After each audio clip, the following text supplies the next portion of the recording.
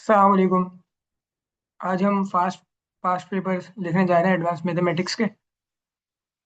तो स्टार्ट करते हैं। क्वेश्चन वन है, integral of 1/9x² + 4 with respect to x is fx + c। तो fx निकालना है।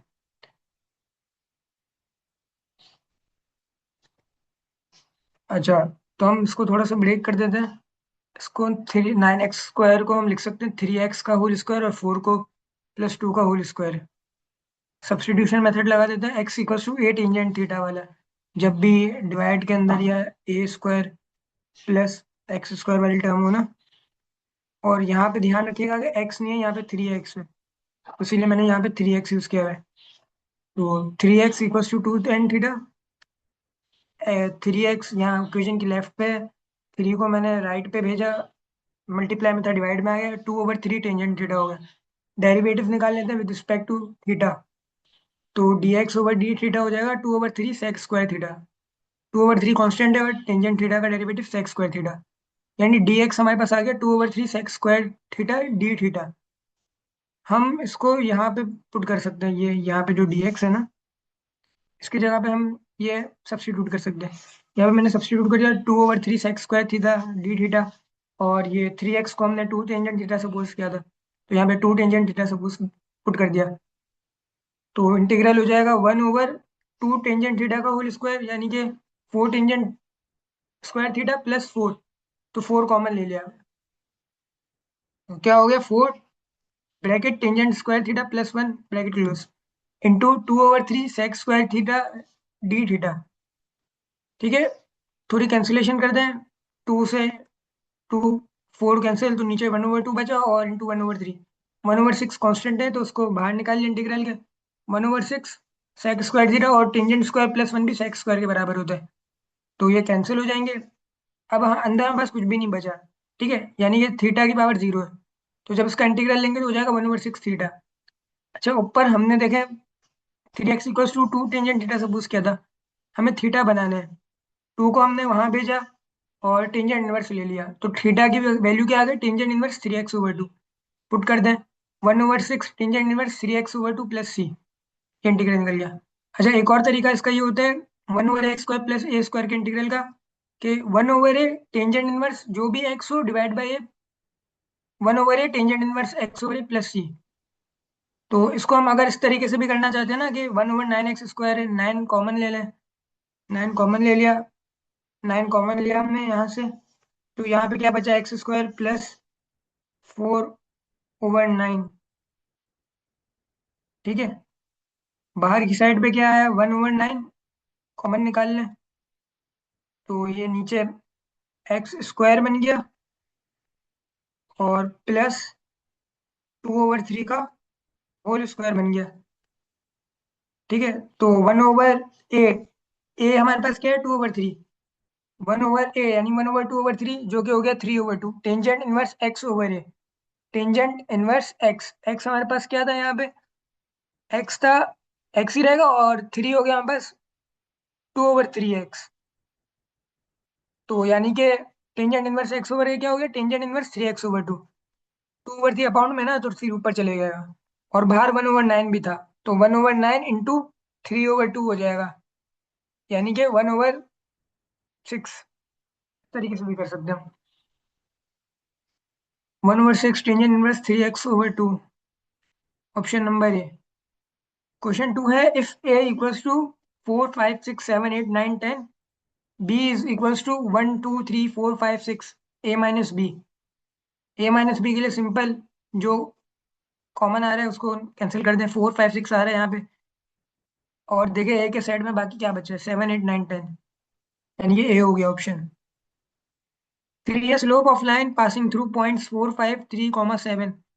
स्लोप का क्या फॉर्मूला होता है, y2 - y1 x2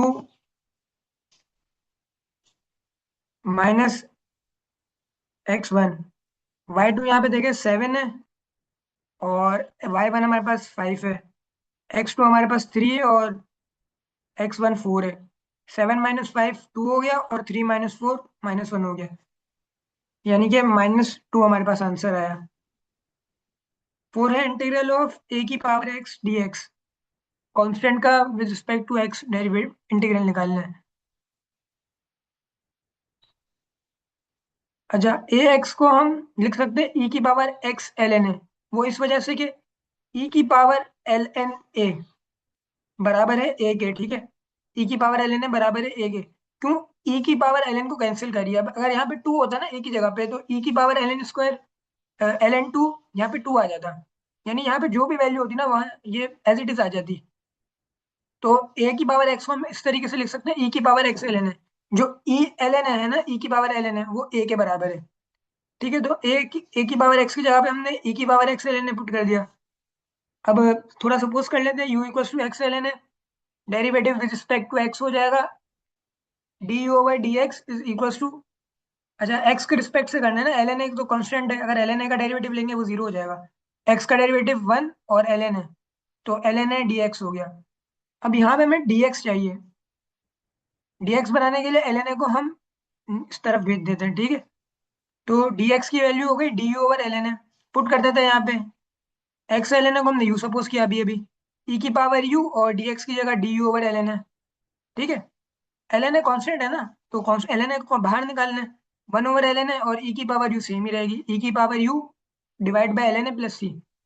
और बैक सब्स्टिट्यूशन करते हैं, यू की जगह पे एक्स एल एन है, ई की पावर एक्स एल एन है divide by L N A plus C. अच्छा, ई की पावर अभी एल एन ए मैंने बताई है ए की पावर एक्स ए ए, और एक्स इधर ब्रैकेट पावर में है। तो ये हो जाएगा ए की power X divide by L N A plus C. इसका हो गया ऑप्शन बी 4 का। 5 हमारे पास द प्रोडक्ट ऑफ 2 कॉमा -1 0 1। चाहिए है 2 माइनस आयोटा और सिर्फ आयोटा, ठीक है। 0 प्लस आयोटा, आयोटा लिख सकते हैं, ये हो जाएगा 2 आयोटा माइनस आयोटा स्क्वायर। अच्छा, आयोटा स्क्वायर -1 होता है, तो माइनस माइनस 1 प्लस 1 हो गया। यानी क्या बना, 1 माइनस 2 आयोटा। 1 कॉमा -2।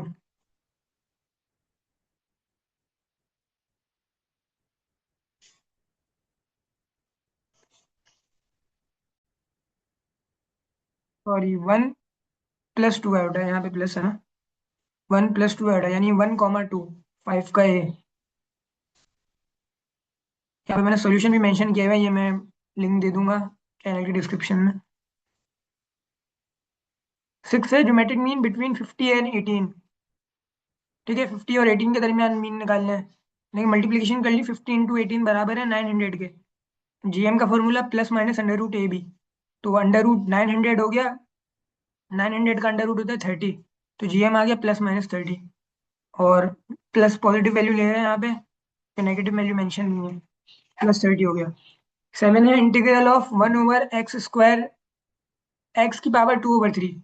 इंटीग्रल निकालना है एक्स की पावर 2/3 का। अच्छा, ये पावर डिवाइड में इसको ऊपर भेजेंगे तो माइनस में आ जाएगी पावर, एक्स की पावर -2/3। और यहाँ पे हम पावर रूल लगा देते हैं, बराबर में इसका डेरिवेटिव मौजूद है 1, तो +1 हो जाएगा पावर के साथ। तो यही कर देते हैं, एक्स की पावर -2/3 +1 डिवाइड बाय -2/3 +1। ये फॉर्मूला होता है ना, एक्स की power n+1 divide by n+1 और प्लस सी। तो 1 - 2/3 हो जाता है 1/3, नीचे भी 1/3। ये डिवाइड में ऊपर आ जाएगा, तो ये हो जाएगा 3x की पावर 1/3 प्लस सी। इसका इंटीग्रल हो गया। ऑप्शन नंबर ए। बी है 3 की पावर 3x 1/2, इस वजह से बी नहीं मेंशन किया। 8 है the sum of roots of equation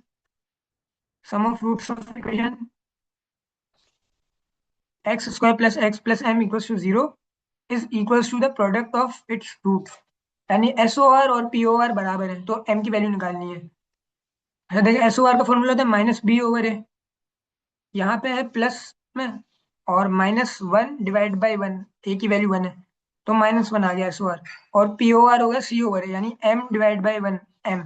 अब दोनों बराबर है, दोनों को इक्वेट कर दे, m इक्वल्स टू -1, यानी m की वैल्यू है -1, तभी SOR POR के बराबर होगा। 9 है, fair coin is twice tossed twice. What is the probability of both heads? अच्छा, सैंपल स्पेस निकाल लेते हैं। एक कॉइन है, उसके दो आउटकम्स होते हैं, हेड या टेल। और हमने कितनी बार उसको टॉस करे? 2 बार। तो 2 की पावर 2 इज इक्वल टू 4, यानी 4 सैंपल स्पेस है हमारे पास। Head head head tell.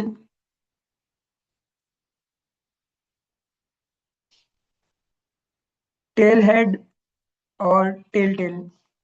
अब यहाँ पे बोल रहे हैं कि probability of both heads.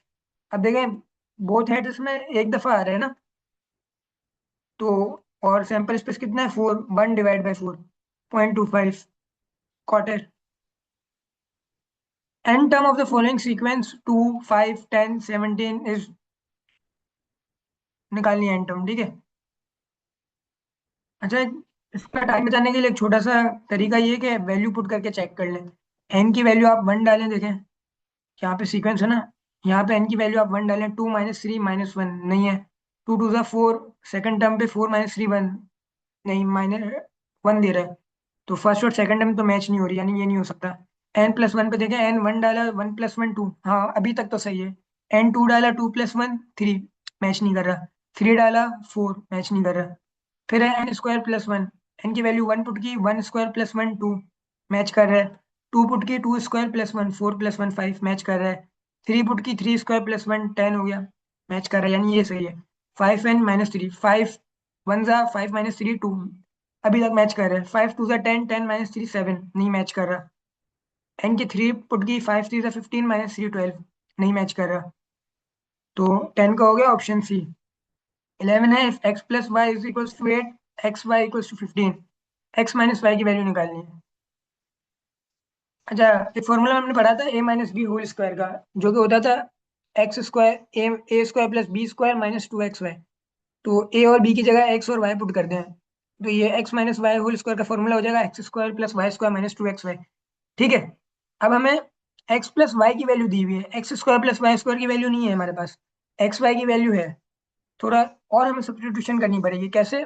x + y² किसके बराबर होता है? x² + y² + 2xy। ठीक है, और हमें वैल्यू किसकी चाहिए? x² + y² की। तो 2xy इक्वेशन की राइट साइड पे, उसको लेफ्ट पे भेज दें, हो जाएगा x + y² - 2xy। अब x² + y² की वैल्यू आ गई ना हमारे पास, पुट कर देते हैं ये इक्वेशन नंबर 1 में, इसको सपोज कर लें इक्वेशन नंबर 1, इसमें पुट कर दें। क्या बन जाएगा? x - y² = x + y² - 2xy - 2xy, यानी -4xy हो गया। x + y की भी वैल्यू है हमारे पास, x + y की भी वैल्यू है, पुट कर दें। 8 का होल स्क्वायर -4 × xy की वैल्यू 15, 8 का स्क्वायर 64 और 4 × 15 60, 64 - 64 अंडर 4, और square root on both side करते हैं, तो x - y की वैल्यू आ गई +-2। और यहाँ पे प्लस में मेंशन है, तो 11 का बी हो गया।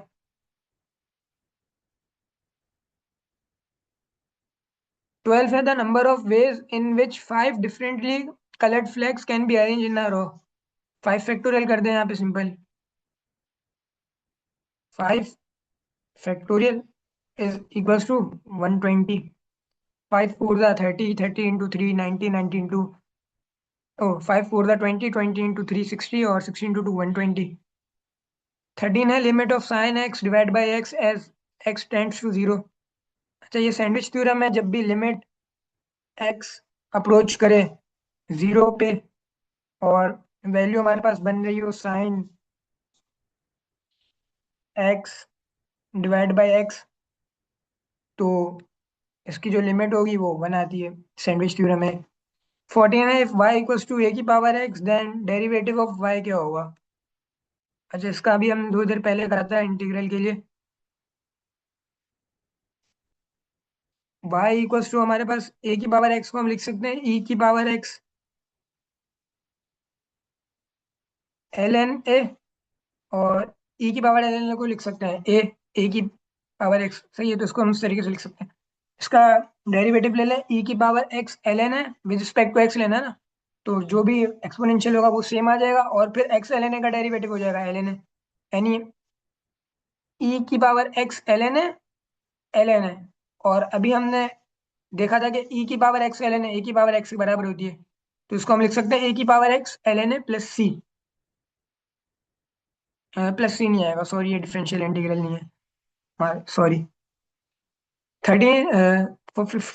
15 है, area of the triangle form from 11 comma -12 6 comma 2 -5 comma 10 is. अच्छा, एरिया ऑफ अ ट्राइंगल के लिए formula 1/2 determinant of x1 y x2 x3 y1 y2 y3 1 1 1। तो इसका डिटर्मिनेंट ले लें, थोड़ा इसको इवेल्युएट करते हैं। 1/2 11, इधर से एक्सपेंड करा, इधर से एक्सपेंड करा, क्या क्या बचा, 2 1 10 1। इधर से एक्सपेंड करते हैं और माइनस, यहाँ पे माइनस आ जाएगा सेकंड वाले में, -12। यहाँ से एक्सपेंड करा, क्या बचा, 6 -5 1 1। तो ये आ गया, और फिर +1, यहाँ से एक्सपेंड करा, 6 2 -5 10 आ गया।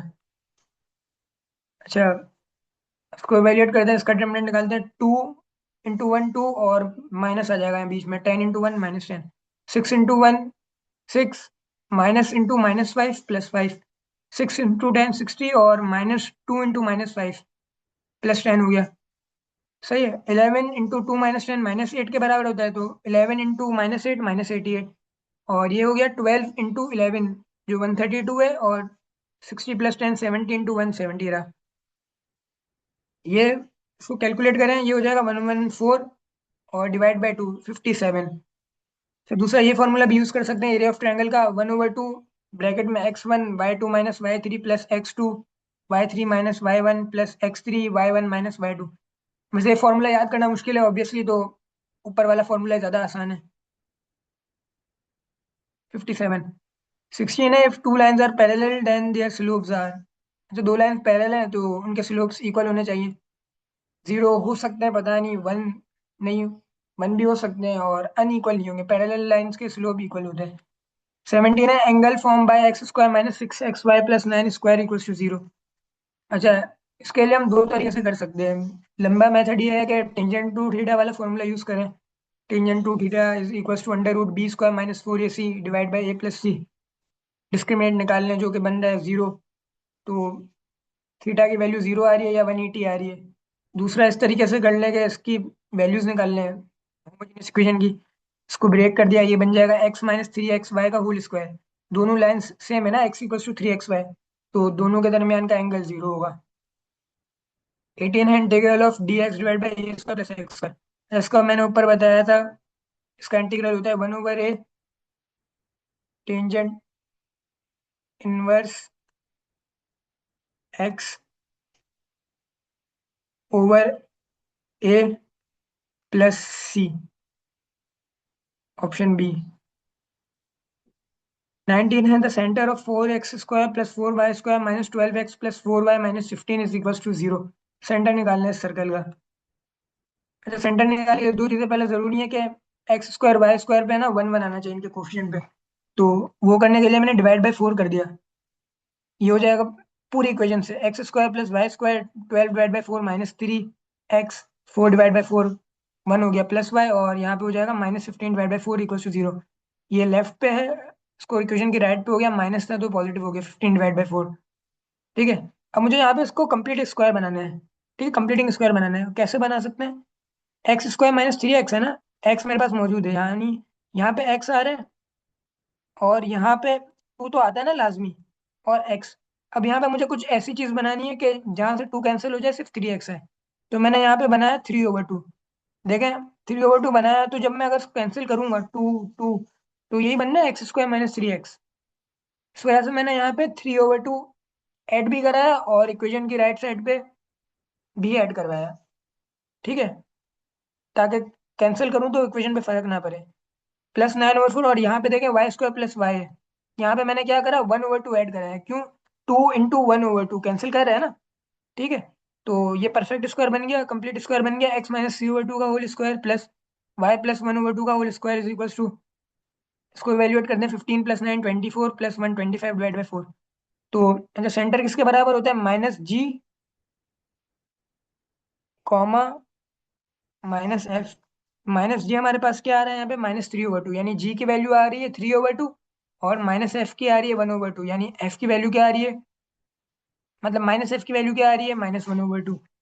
ठीक है। तो सेंटर आ गया हमारे पास 3/2 और -1/2। दूसरा, अगर आप -g/f से नहीं भी कर रहे हैं ना, तो ये होता है x माइनस एच का होल स्क्वायर। ठीक है। तो यहाँ पे देखिए h पॉजिटिव है और होता है y - k का होल स्क्वायर। तो यहाँ पे देखिए k की वैल्यू है पॉजिटिव 1/2, यानी यहाँ पे माइनस था तो जिस माइनस ने उसको प्लस कर दिया, और यहाँ पे एज इट इज पहले से ही प्लस था। सही, तो सेंटर हो गया 3/2 कॉमा -1/2। 20 है parametric equation of a circle with radius A. तो सर्कल की पैरामेट्रिक इक्वेशन दो तरीके से हो सकती है, x equals to a cos theta, y equals to a sine theta. दूसरा, x equals to r cos theta, y equals to r sine theta. ठीक है। ये नहीं है और ये भी नहीं है, सी और डी। अब ये बोले विद रेडियस है, यहाँ पे आर आ रहा है तो रेडियस ए वाली हो गई, ए 20 का ए हो गया। 21 है radius of the circle 4x² plus 4y² minus 12x plus 4y minus 15। ऊपर वाला ही सवाल है, बस उसका रेडियस पूछ रहा है। अरे यहाँ पे देखें, ये आर स्क्वायर के बराबर होता है ना, आर स्क्वायर के बराबर होता है, यानी आर स्क्वायर है 25/4।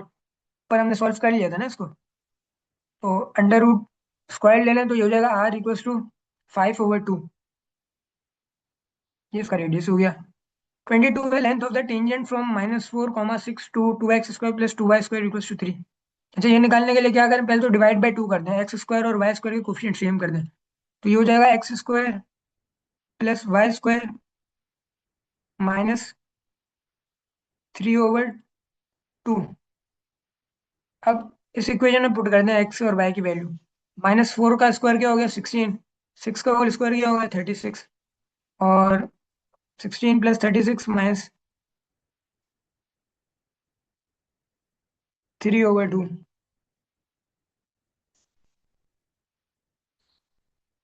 तो 2 16 का 32 प्लस 36 इंटू 272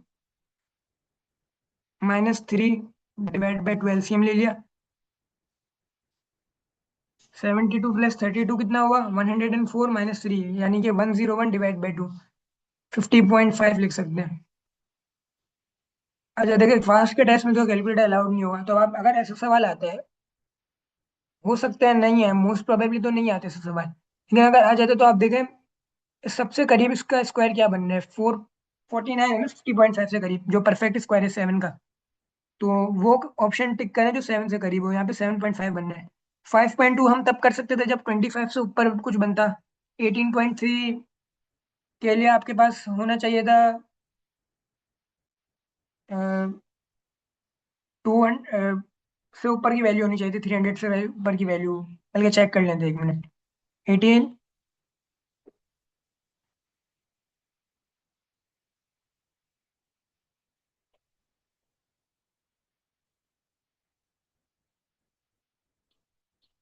हाँ 324 से ऊपर की वैल्यू थी। और 5/3 हो गया आपका कोई 1 पॉइंट समथिंग हो गया, यानी कि उसके √2 √3 इस तरीके से वैल्यू होनी चाहिए। सबसे करीब वो वैल्यू जो परफेक्ट स्क्वायर बनी हो ना, 50.5 के करीब के 49, तो इस वजह से 7.1 हमने टिक किया। 23 इक्वेशन ऑफ पैराबोला उस वर्टेक्स इज 0, 0, फोकस इज 0, -3। यह है पैराबोला ओपनिंग डाउनवर्ड, ठीक है, अलोंग वाई एक्सिस।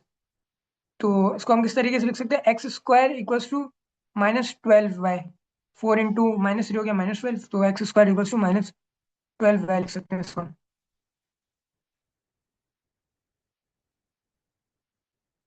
24 है x+3 आयोटा का whole square is equals to 2y i, 2y iota then x y निकालने हैं हमें।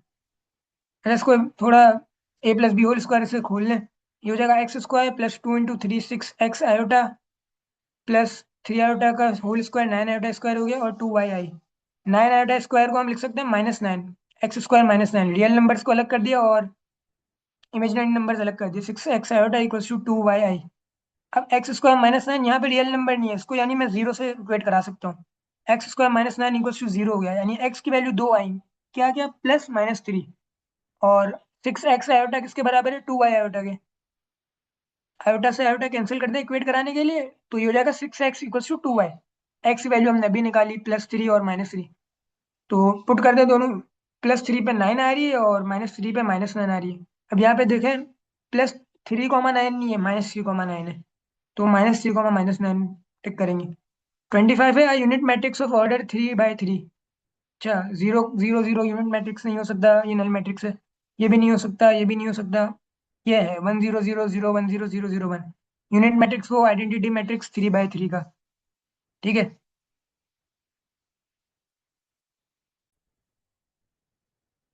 क्वेश्चन 26 है, if determinant of y² y1 8 4 10 9 3 6 equals to 60, then y की वैल्यू निकालनी है कि इसका जो डिटर्मिनेंट है वो 60 है।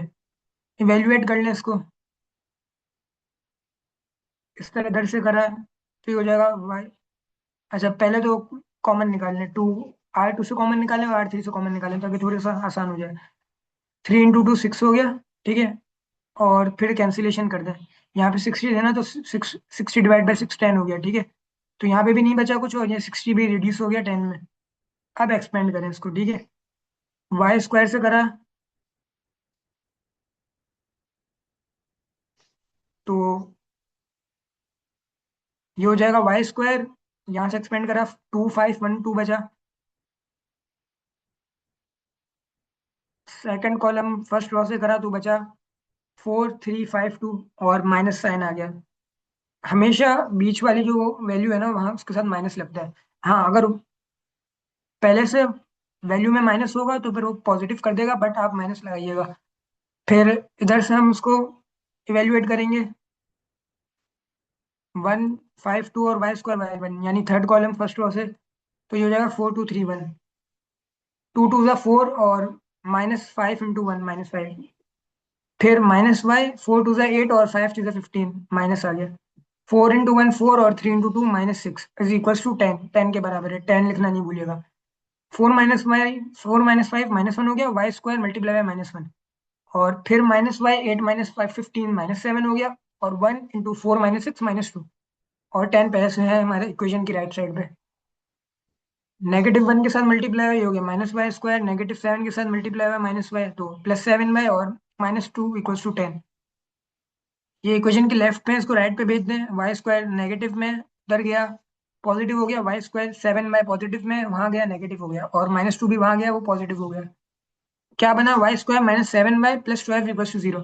इसके फैक्टर्स बना ले, बनेंगे y² -3y -4y + 12 y-3 और y-4, यानी y की वैल्यू आ गई 4 3 3 4 लिख सकते हैं। ठीक है। 27 है, equation of 2x² + 6x - 3 equals to 0 has alpha and beta. Find value of 1/α + 1/β। बहुत ही आसान क्वेश्चन है ये। सम ऑफ फ्रूट्स निकालने किसके बराबर होते हैं? -b/a। 6 6 आ गया, 6/2 और बाहर माइनस का साइन लगा दिया फॉर्मूले में। जो -6/2 -3 हो गया, और p/r के लिए c/a होता है, यानी -3/2। c-3 और a2 -c/2 हो गया। 1/α + 1/β एलसीएम ले लें, बन जाएगा α + β डिवाइड बाय α बीटा। पुट करते हैं वैल्यू, -3/-3/2 जो कि 2 आ रही है। 28 है, इफ x + 10 = 14 x - 8 = क्या? मतलब ये तो बहुत ही आसान सवाल है, पर ये भी बच्चा गलत कर दे तो फिर। अच्छा, ये इक्वेशन की लेफ्ट साइड पे है 10, उसको राइट साइड पे भेजा तो हो जाएगा x = 14 - 10, यानी x की वैल्यू आ गई 4। x - 8, x की वैल्यू हमने निकाल ली 4। 4 - 8 कितना हुआ? -4। मतलब बहुत ही बेसिक सवाल था ये तो।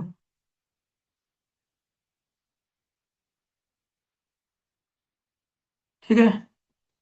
29 है, n term of the geometric sequence 8 16 √264। अच्छा, मैं बता दिया ज्योमेट्रिक सीक्वेंस है। ज्योमेट्रिक सीक्वेंस के लिए क्या होता है, इसका कॉमन रेशियो सेम होना चाहिए। कॉमन रेशियो निकाल लिया मैंने, second term divide by first term, जो कि आ रहा है 2 √2। और ए की वैल्यू हमारे पास 8 है। ज्योमेट ए एन निकालने के लिए फॉर्मूला होता है AR n - 1। ठीक है। एन टर्म के लिए निकालने था ना। ए की वैल्यू पुट कर दी 8, आर की जगह पे 2 √2n - 1। चाहिए हो जाएगा 8 × 2 √2n। थोड़ा सा मैंने ब्रेक कर दिया इसको। इसको मैंने लिख दिया 2 √2 की पावर n और 2 √2 की पावर -1। -1 में यानी ये पाउंड में चले गया। तो 8/2 √2 हो गया 2 √2। और पहले से ही 2 अंडर रूट 2 है, ये दोनों सेम टर्म्स बन गई ना। पावर ऐड कर देते हैं, यहाँ पे 1 है और यहाँ पे n है, यानी कि वैल्यू बन गई 2/2 की पावर n+1। ये इसकी एंड टर्म है। 30 है, a machine is depreciated at a rate of 10% on reducing balance. The original cost was these 10,000. After how many years it will be valued at 81,000, 8100।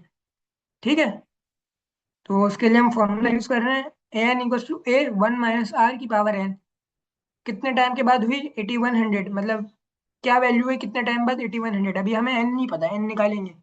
a की value क्या दी? 10,000। r की value 10%, यानी 1 - 10/100, और n ऐसे ही आ गया। 10,000 multiply में divide में ले गए, कैंसिलेशन हो गई, बचा 81/100। और 1 - 10/100 का एलसीएम लेके वैल्यू निकालें तो हो जाएगा 90/100, 0.9n। ठीक है, और 0.9 को हम लिख सकते हैं 9/10 की पावर n। अच्छा, यहाँ पे देखिए बेसिस सेम हो रही है, कर सकते हैं। कैसे? 9 की पावर स्क्वायर होता है 81 और 10 का स्क्वायर 100 होता है।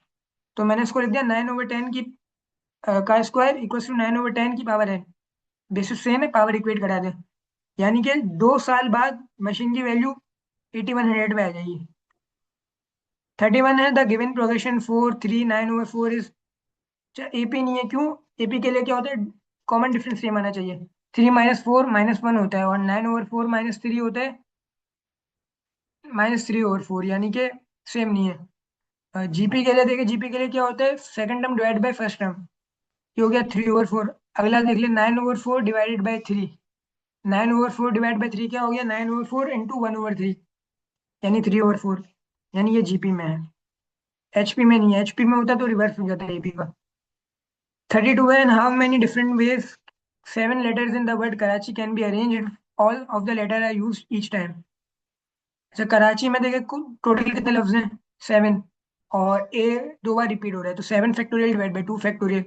इसको इवेल्युएट करते हैं, ये आ रहा है 2520। दूसरा क्वेश्चन था जद्दा का। यहाँ पे देखिए जद्दा में 6 लेटर्स और डी 2 बार रिपीट हो रहा है, तो 6 फैक्टोरियल ÷ 2 फैक्टोरियल, जो कि हो रहा है 360। तो 32 का था 2520, और 33 का था 360।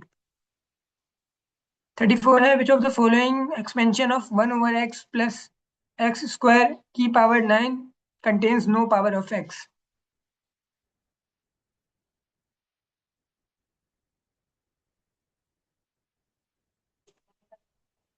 अच्छा, इसके लिए हमने क्या करा? T r+1 वाले फॉर्मूले पुट कर दिया, 9 CR। r निकालना है ना हमें।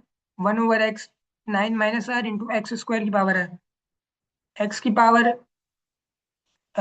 अपाउंड में उसको ऊपर ले जाए तो पावर रिवर्स हो जाएगी पावर, यानी r - 9 हो गया, मल्टीप्लाई बाय x की पावर 2r। बेसिस सेम है, पावर ऐड कर दें, क्या हो जाएगा? 2r + r - 9, यानी 3r - 9। अच्छा, हमें क्या चाहिए था? इंडिपेंडेंट ऑफ x, यानी x की पावर 0। क्वेट करा दें, 0 = 3r - 9। r की वैल्यू आ गई 3 हमारे पास। r की वैल्यू 3 है, तो r+1 यानी कि फोर्थ टर्म। r 3 है और r+1 यानी फोर्थ टर्म। ठीक है, r की वैल्यू नहीं पूछी थी उन्होंने, पूछा था कौन सी टर्म है, तो इसी वजह से यहाँ पे 4। 35 है, pi radians are always equal to. तो पाई रेडियंस तो ये सबको पता है 180 डिग्री के बराबर होते हैं पाई रेडियंस। 36 है, साइन 30 - cos 60 sin 60। तो sin 60 की वैल्यू होती है √3 ÷ 2। sin 30 की वैल्यू होती है 1/2। cos 60 की वैल्यू होती है 1/2, और sin 60 की वैल्यू होती है √3/2। सेम टर्म्स बन गई, यानी इसका आंसर क्या आएगा? 0। 37 है, composite function of g⁻x = x² - 1 f(x) = 2x - 1। अच्छा, इन्होंने यहाँ पे मेंशन नहीं करा कि g(f(x) निकालना है या f(g(x) निकालना है, तो हम चेक कर लेते हैं। पहले तो g(x) में f(x) पुट करते हैं, यानी कि x की जगह पे हम पहले पुट करते हैं 2x - 1 का होल स्क्वायर -1। ये हम निकाल लें g(f(x). 2x का होल स्क्वायर हो गया 4x², और 2 × 2x नेगेटिव में, तो ये हो जाएगा -4x, और 1 का स्क्वायर -1 का होल स्क्वायर +1 हो गया, यानी बचा 4x² - 4x, ये मौजूद है। ठीक है, और अगर हम चेक करें एफ ऑफ जी एक्स निकालने के लिए, यहाँ पे अगर हम एक्स की जगह पे पुट करें 2x² -1 ये हो जाएगा 2x² -2 और -1 -3। यानी ये नहीं बन रहा, यानी g of f of x ही निकालना था। 37 का हो गया सी। 38 है derivative of under root x. ये भी बहुत आसान सवाल है। अंडर रूट एक्स को पता है एक्स की पावर होती है 1/2, पावर रूल लगा दे एक्स की पावर एन का, जब डेरिवेटिव लेते हो तो हो जाएगा n(x(n-1). जो भी पावर होती है वो मल्टीप्लाई हो जाती है, तो ये हो जाएगा 1/2x और 1/2 - 1 हो गया। 1/2 एक्स की पावर -1/2, जो कि होता है 1/2 under root x. Option A हो गया। 39 है a = 1 -1 2 -1 b 1 1 4 2। तो a प्लस बी निकालना है, ये भी बहुत आसान सवाल है। ऑर्डर सेम है ना, मैट्रिक्स एडिशन पॉसिबल है, यानी एडिशन करते हैं। 1 + 1 2 हो गया, -1 + 1 0, 4 + 2 6 और -1 + 2 1। 2061 आ रहा है। Option D. 40 है a = 1 0 0 2 - 3 4। ए है 2 × 3 का मैट्रिक्स, ठीक है। और ए भी है हमारे पास 1 का मैट्रिक्स। मल्टीप्लिकेशन करवानी है बी की। तो यहाँ पे देखा number of column number of Ross के बराबर नहीं है, तो मैट्रिक्स की मल्टीप्लिकेशन ही पॉसिबल नहीं है। बच्चे अक्सर क्या करते हैं, मैट्रिक्स की मल्टीप्लिकेशन कर देते हैं। पहले चेक तो कर लो कि पॉसिबल है भी नहीं है, अपना टाइम बचाओ। तो 3 2 के बराबर नहीं है ना, तो मैट्रिक्स की मल्टीप्लिकेशन पॉसिबल नहीं है।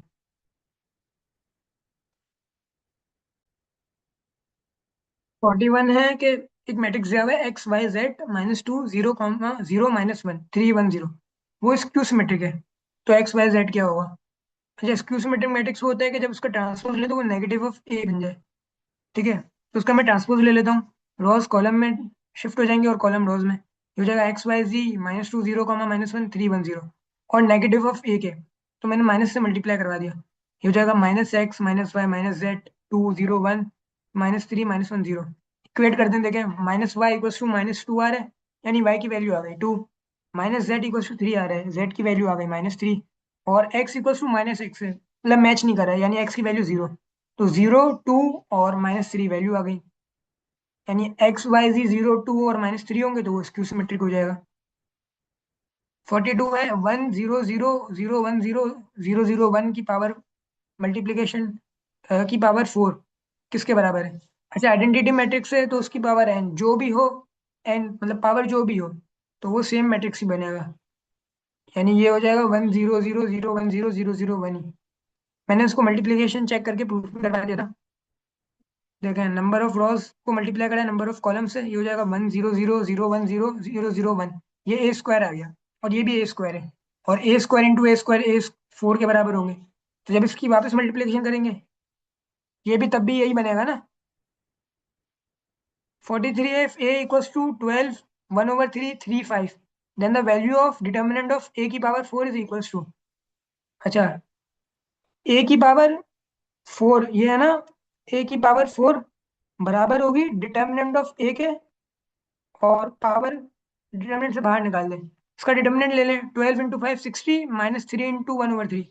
60 - 1 कितना हुआ? 59। तो 59 के ऊपर 4 लगा दें, मतलब पावर में 4 लगा दें, तो 43 का हो गया सी। 44 है द मैट्रिक्स 5 10 3 -2 -4 6 -1 -2 बी सिंगुलर। तो बी की वैल्यू निकालनी है। सिंगुलर मैट्रिक्स क्या होता है? जिसका डिटर्मिनेंट 0।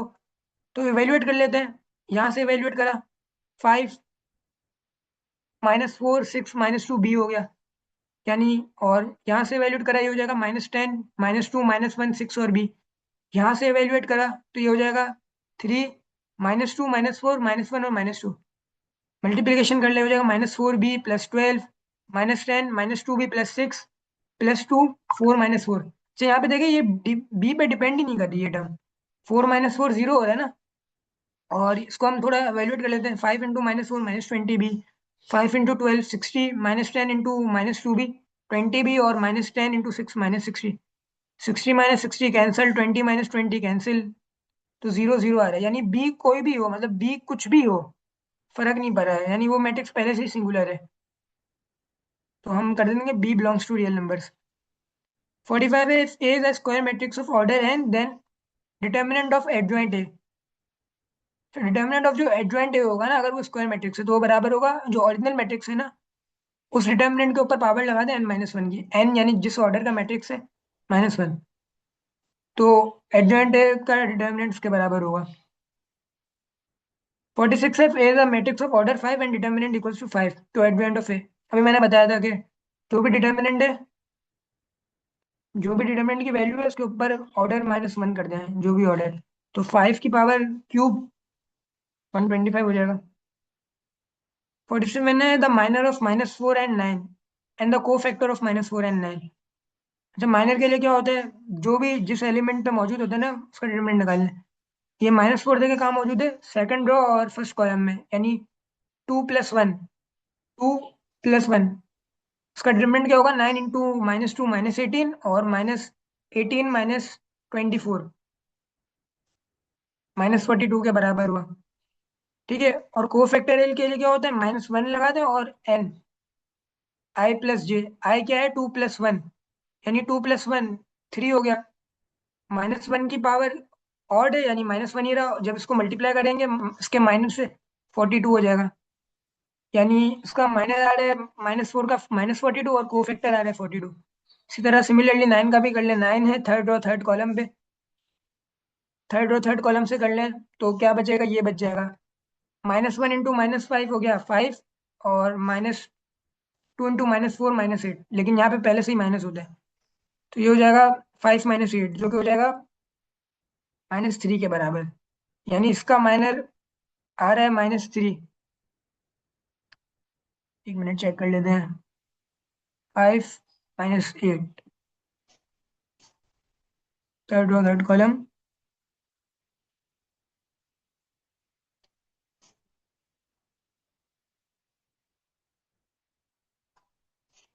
-1 -2 और -5।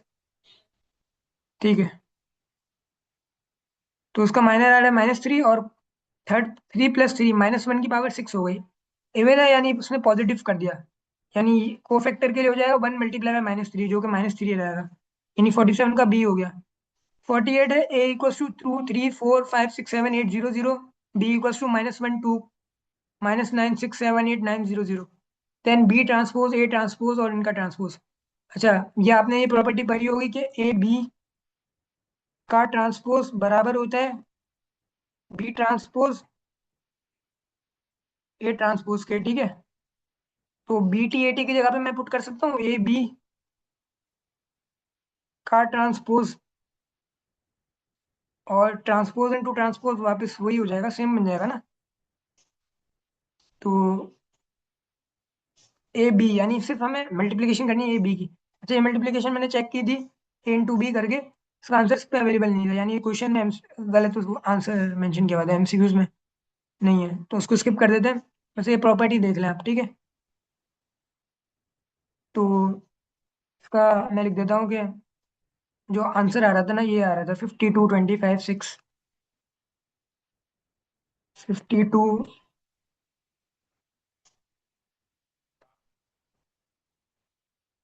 94 52 3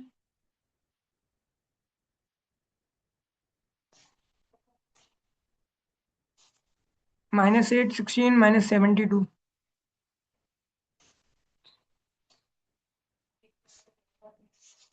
अच्छा, वीडियो पसंद है तो आप लाइक कीजिए, कमेंट कीजिए और सब्सक्राइब कीजिए, और मेंशन कीजिए कि आपको किस तरीके से क्वेश्चंस में डिफिकल्टी हो रही है, तो हम फिर वो क्वेश्चंस और वो टॉपिक्स की तरफ जाएं, जैसे इंटीग्रेशन है, कोनिक सेक्शन हो गया।